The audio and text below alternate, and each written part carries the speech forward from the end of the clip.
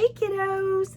So today we're going to do a scarecrow face that my friend Christy over at Christy Creates, she's been telling me I need to start doing paper crafts. So here's one, let's see how you guys like it. Let's get straight into the video. All right, the first thing you're gonna need is one of these mason jar signs, and you actually wouldn't even have to have that. You could use just a piece of chipboard or cardboard cut in that shape. So this pad of paper I got at a crop that I went to, and they always have like a swap table or a yard sale table, and I got this one for $3. Now Hobby Lobby, Michael's, Joann's all has scrapbook paper that you can buy 4 for $1 if you catch it on sale. You're just going to need like 3 different pattern papers. One of them probably needs to be orange or brown colored. You could use solids on this. You wouldn't have to have the paper, but in these, you don't need these exact colors. Just, patterns for fall is what you need. Fall paper. So the light colored one will be his face. The plaid one there is going to be his hat, and then the gingham checked one, I guess that's plaid. That's plaid, actually. Both of them are plaid. That one is going to be the brim of his hat. Now what I do first is I trace around what part is going to be his face, and then I'm going to cut around the piece of paper so that it's a pretty close match. Now I want to cut on the inside of the lines because you drew around the outside, so cut on the inside of the lines so that the paper doesn't hang over the edge, just because we'll finish the edges in a different way here later. Now I'm going to put that down, and I'm just kind of, guesstimating it. I didn't cut inside the lines, so then you're going to see there I have to go back and trim it up again. So now I'm going to trace out the top of the hat, which is the jar lid part of it. So I just stick it close to the edge because I like to save paper. And then I'm just going to make, some little marks on it and mark all the way around it and then cut it.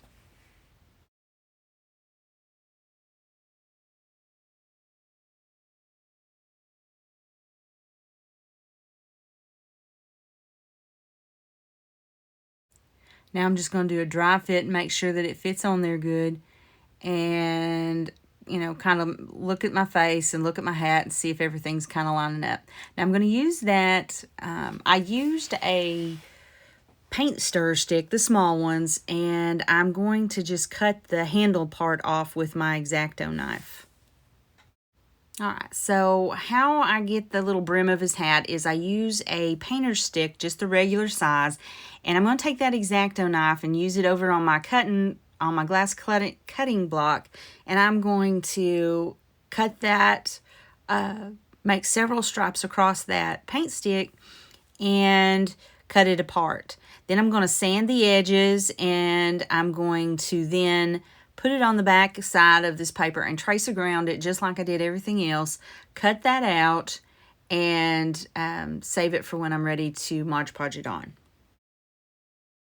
Okay, now you can see I've got it cut out, and I'm just kind of dry fitting it on there, make sure that, the edges line up and all of that. And it's not, the back side of it's not going to matter right now. I am going to stain it in the end, but at the time I didn't think about that. So I'm just kind of, looking how it's going to fit on there and see the edges are showing. I'm showing there.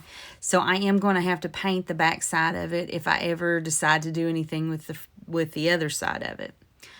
Probably won't do anything with the other side just because that hat would have, it could make a good snowman, and so I might do that with it, but you never know with me.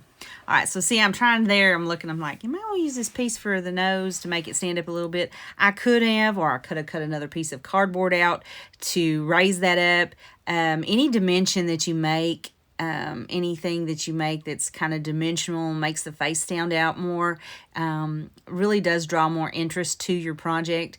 I was in a hurry when I was doing this, so I didn't quite think of that until later on, which, hindsight's 20/20. But I encourage you, you guys could use, other stuff besides this. You could have used popsicle sticks for that brim of that hat. It would have all worked out really well. Now what I'm doing now is I'm taking the orange gingham and I'm cutting out the nose for my scarecrow face. And I'm just going to round the edges. I just basically cut out a long triangle, and then I'm going to round the edges to make it look more smooth or ragged, or not smooth, I guess, and ragged, but more like a scarecrow. You wouldn't see a perfect triangle for a nose. So, you kind of round the edges and make it look a little more believable, I guess. I don't know that a scarecrow is believable, but you know what I mean. Just a little rough up the edges a little bit. Okay, so now we're going to cut the eyes out, and I chose brown. You could have used black, you could have used buttons, you could have used any kind of little circles that you wanted to use, but I just decided that I was going to cut out some ovals for eyes. And I'm just using some brown cardstock that I had. You could have used craft paper if you have a craft paper color. You could have even, like I said before, this whole thing could just been painted on. Would be super cute too. All right, so now we're going to get everything set up so that we can start decoupaging it on with the Mod Podge. Of course, you could use some Elmer's white glue thinned out, whatever you decide to put your paper on with. It doesn't actually have to be decoupage, but glue, but that's what I like to use. So I've got me a piece of saran wrap over there, and I'm going to do the biggest piece first, and I'm just going to use a sponge brush and put the glue all over my board. And I try to pour me out some because, I don't want it to dry. When it starts getting clear or see-through, that's when it's drying. So you don't want it to have time to set up, and this stuff sets up pretty fast. So if you try to just do a swap here and a swap there, it's going to dry before you finish up. And you don't want that. You want to have your paper be able to really adhere, and to do that it needs a pretty good wet coat. Now you don't want to get it sloppy, you don't want it to be completely white, you want it to be a little bit translucent when you put it on. I know you can see the difference between the white stripes and then the glopped on part where I first put it on. You want it just to be, that's the secret to decoupaging well, is getting your glue spaced out thin enough and wet enough. You still want it to be wet, but yet you want it to not be glopped on there. So that's the secret to decoupage, is to try to spread it out well. Now I'm going to place it on there, and then I'm going to take the saran wrap and I'm going to lay it on top. And I have this brayer that Plaid sent me, which, excuse me, Mod Podge is a Plaid product, which they sent me all kinds of great stuff in this box when I joined their little community group, and I just love their stuff. So I've used Mod Podge for 20 plus years, and I can't tell you how much I love it. So I've got my saran wrap on here, and I got this tip from Lisa Marie over at Lisa Marie Living My Best Life's channel. I've done a couple of collaborations with her, and she's absolutely the sweetest girl. Y'all check out her channel. But she's the one that gave me this idea to use the plastic wrap. And what that does is, if that glue comes out from underneath the paper or whatever, it doesn't get on your brayer. And it also doesn't leave quite as many wrinkles in your paper when you do it that way. So that's why I like that technique. Now I still go over it afterwards where I can see that I'm not going to get glue on my roller. Because if you start rolling that glue back and forth on there, it's going to start leaving marks. So you're trying to keep your project as clean as possible. Now I'm just going to keep going through here and just putting piece by piece on until I get it all covered up like I like it. I'm putting the hat on now. The next thing I'm going to do is going to be the brim of the hat.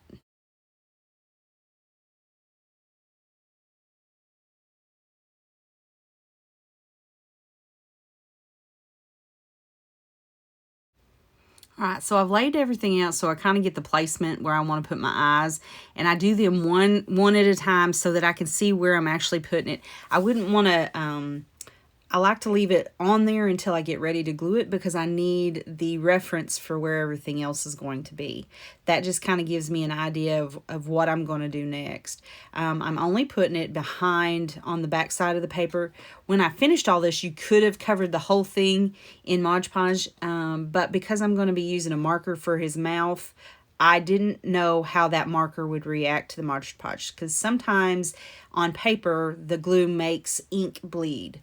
So that's why I didn't go ahead and cover the face with the Mod Podge. If you cut your mouth out of something, then you could definitely cover the whole thing with Mod Podge.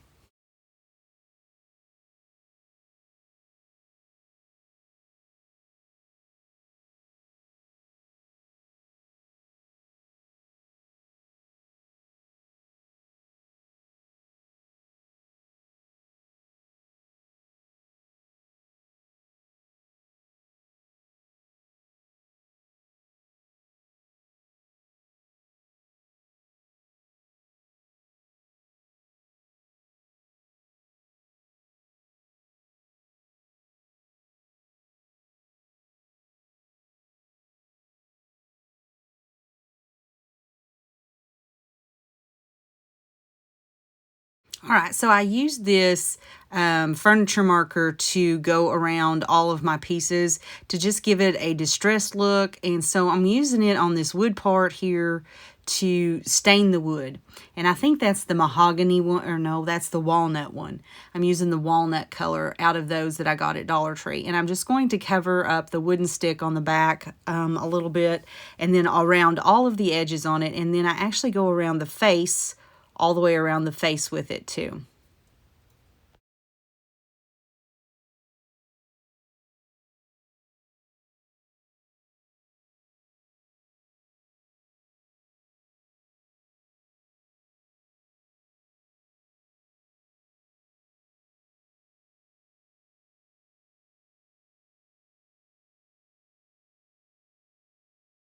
All right, now that I've traced all over that, I'm going to go around his nose and give him a line so it defines that nose a little bit more, gives it a little bit of an edge.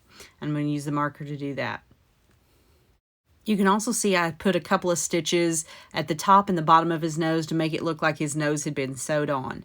Now I'm going to take this white marker that I got from Dollar Tree. It's just one of the white paint pens, and I'm going to make eyeballs on his eyes. I'm going to make the white parts and then the little pupils, and I'm just, you know, kind of, I've gotten a reference off the internet that I kind of looked at. It doesn't turn out anything like that. I'm just going to warn you, but you can see how I played with another piece of paper over to the side there by the stick. Just played with it to see how it was going to turn out before I actually drew it on there. That way I kind of knew what I was looking at and, you know, what I wanted to do with the paint on there. Now, because this is a paint pen, I have to go over it twice. So if you do too much, it starts to tear the paper because it gets too wet because it's paint. So what you do is you let it dry and then you put a second coat over it. So I kind of did like little hash marks one way, and then when it dried, I went the hash marks the other way to make it solid. And it turned out really cute that way. So now I'm going to give him little eyelashes. I just go out to the side and put 2 on one side and 3 on the other, and I think I come back and fill in another one on the other side. But it turned out really cute that way. That was kind of like a little last minute thing. I didn't quite like the eyes as much. I think I should have traced around them with the brown marker all the way around the edges, and they would have popped a little bit better. So now I'm going to give him a mouth, and how I did that was I just took a pencil and I lightly drew just a curvy line and curved it up and made my lines. And then I go back over it with the marker. And if you notice really quick, I mean, I'm sure I don't know if you'll get to see that part or not, but when you're marking, you don't exactly get on the line, you just get kind of close. So then I go back with the pencil and remove all my pencil, the eraser on the pencil, and remove my pencil marks. Wow, that was a mouthful. I tell you, my day. Blah. Anyways, so that kind of gives me my mouth, and then I just kind of thicken up my line, and I'm still using that furniture marker. And again, I'm not sure that the furniture marker would bleed with the Mod Podge, but I didn't want to take the chance since it was on paper, because once that's done, once it bleeds, there's no fixing that unless I just covered it up with more paper. So, because once you Mod Podge it on there, it's on there on that wood. Well, apparently I don't remember what I did. So, you know, you always do the voiceover after you do the actual thing. So I did go around those eyes and make them pop up a little better with that furniture marker. I just went around, lightly traced a little ring all the way around it. And that did make them pop out a whole lot better in the end. I don't know. I don't know why I don't remember that. It was only 2 days ago that I did this. So anyways, I tell you, some days you've got it, some days you don't. All right, so that's what I did, was I went around there with that marker, went all the way around them and traced the circle. All right, so for a little more distressing, I'm going to go around the edges with a paintbrush and this Waverly wax that I love, of course. And I'm just going through and I'm just distressing the edges with the paintbrush, and I'm going to go all the way around the brim of the hat, and then I'm going to go all the way around the face and the top of the hat. And now I'm going to flick some of that wax on there and just give it spots here and there. Kind of makes it a little dirtier, looks a little more like rustic fall or whatever. And I'm just flicking little bits on there. You see where I take, I'm taking a skewer and I'm just dipping my paintbrush down in the wax, and then I just kind of flick it off there, and that's how I get those speckled effects. Now it's time to glue the brim on, and I know you're thinking, well, finally. So I'm just putting some hot glue on there, and I don't put anything extra on there because the hot glue is going to stick right to that board. This can't go outside because it is paper, so it's only going to be in the house. So I just line it up really good so that the crack in the hat and then the crack on this other side matches up. You can see that pesky fly driving me nuts. Every once in a while I'll get in here and then I get one and it drives me nuts. But anyway, I think I finally got him out of the way. So I just hold it down till it dries really good. All right, so you know they had those pumpkins with the flowers on the top. Whereas I didn't like it on top of the pumpkin, I did like it on its own. So I just took the sunflower off of it because I didn't find any sunflowers this year like I normally do. So I don't know if I just wasn't looking, or I didn't do a whole lot of flower shopping this year. But anyway, so they had these funny little feathers, and I loved them. Just loved them. So I make me a quick little flower arrangement out of one of those pumpkin tops, and then I take a few of those little sprigs and one of those, I think it's one or two of them little feather things, and then I'm going to cut them down and place them on here like I like. Now after I get the flowers all cut down and how I like, then I'm going to start hot gluing it all on. And first I'm putting the longest pieces first because this is a flat thing, so it's not like a real flower arrangement where you can pull it out and do it. Once you stuck it on, it's on. So make sure that you have your arrangement the way you want it before you start adding glue. My suggestion is to cut everything apart, put it on there like you're going to before you dry fit everything, just like you do everything else. Dry fit it first, and then pull it all up one at a time and hot glue it back down. It makes a huge difference. I have made so many mistakes over the years trying to add things later, pull it back up, but try not to get in too big of a hurry when you're doing something like this because it's not that easily taken apart to fix it.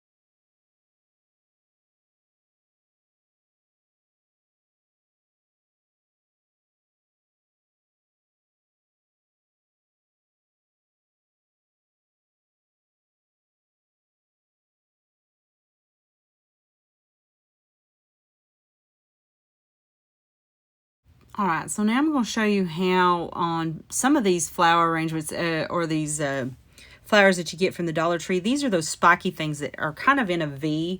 When you get them, they're like a long piece of grass. Normally they come in green shoots and they're like bunched up together. Well, these things curl really easy with scissors. So you can see how it's just like curly ribbon when you start running your scissors across it, and that just gives it a little bit more dimension and kind of shrinks it down to the size you want it. You can just start at the end and do only the end or whatever, but this is one of my favorite types of flowers to use from the Dollar Tree because you can just change it up so easily that I really do like it. Now you have to be careful when you hot glue these things on because the hot glue just melts right through them, but I love the way, like that one, it melted right through that one, and I had to go back, cool it off a little bit, and then stick it back down so that it would stick well. I think it turned out adorable. All right, so I've got this sisal rope that I got from the Dollar Tree. You know, it comes in like 6-foot lengths, and I just tie a knot in each end of it, and then I'm going to flip it over. I'm making sure the knots are in the same place so that they're even on both sides, and then I'm going to cut off the excess, and then I'm going to flip the thing over and I'm going to hot glue it to the back. All right, you can see that I'm hot gluing it right there on the brim of the hat, just in that one spot, and it'll be plenty to hold on to it. Now I'm going to do it on one side, and then I'm going to turn around and do it over on the other side. Now here you can see it all done. I think it turned out adorable. I love doing little projects like this. If you like the paper crafting part of it, let me know in the comments below. Okay guys, I hope you liked it. Please like, share, and comment below. If these are the kind of videos you want, I need to hear you say, you know, more paper crafting or less paper crafting, or it was okay, you know, give me your opinion. Please don't be too hateful. But, you know, an honest opinion is really good for me. I do like honest opinions. I don't like hatefulness, which I'm sure we all are the same way. So, but yeah, it's still a Dollar Tree craft, and then yet it's still got paper crafting in it. So I do like to do those, and if you like to watch those, please let me know. If you're not a subscriber, please click that bell below and subscribe to me. Give me a thumbs up. It really does help my channel out. It helps push my channel out to other people when y'all comment on it. So even if it's just a quick hi, I know I've got some great people that keep following me. I know I've got a new person, Lupe. I got one from California. I can't think of her name right now. I'm awful. But anyway, I love hearing from wherever you guys are from. If you feel comfortable saying that, if you don't, that's fine too. But give me a big hand wave and I'll wave back at you. Y'all have a great weekend, and I'm hoping I get a couple more videos out this next week. Maybe we'll do a couple of scrapbook pages, and the rest of my videos maybe will go a little bit faster than this one. All right, y'all have a good time. Bye. Thanks for joining me.